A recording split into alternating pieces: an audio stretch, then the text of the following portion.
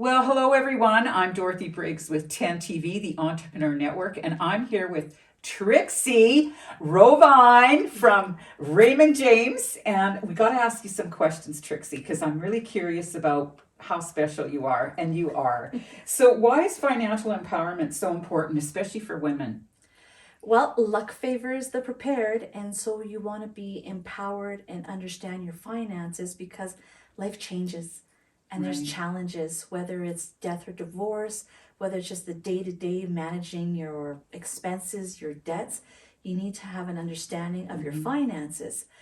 Did you know that the average age of widowhood in Canada is 56? Wow. I No, have I did not some know. clients that have been widowed longer than they were married. So they're managing money on their own. So you have to be able to do it on your own or with a partner, but that's where the empowerment comes in. And you know, I also heard that women over 65 are the poorest women in Canada. Yeah, senior citizens make up 43% of the Canadian population, which makes sense, Yeah, right? They're either totally. divorced, Yeah. death, widow, all these different things.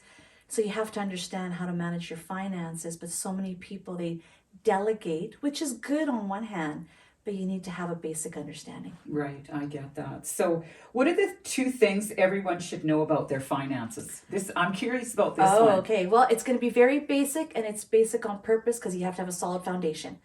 So know what you own and what you owe. So that's a net worth statement in our language, but Right, just list everything that you own and list everything that you owe. You could surprise yourself. right. Then you also want to know all about your expenses, so what's going out, and your income, what's coming in. And obviously, if your expenses are more than your income, you've got a situation, and that's probably why you're in debt. Ah, good one. Okay. Yes.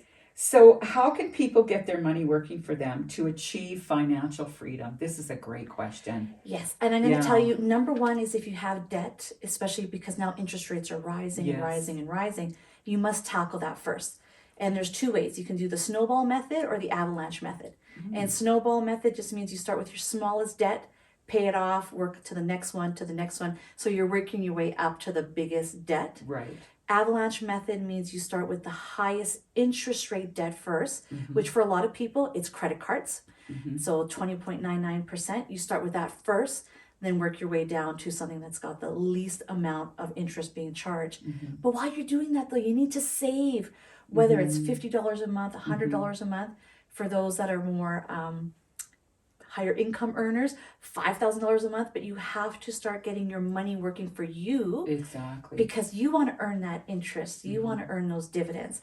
And that's where I can help clients get their money working for them so they can eventually stop working. Well, I know that you're an award-winning financial planner, and I love it. You're a CFP. Yes. Yes, that's really important. They're really advertising that now that we need to have that. So, thank you so much, Trixie, for being here. My pleasure. Yes, and you can reach Trixie at the end of this video. All her contact information will be there for you. So, thank you so much. Thank you.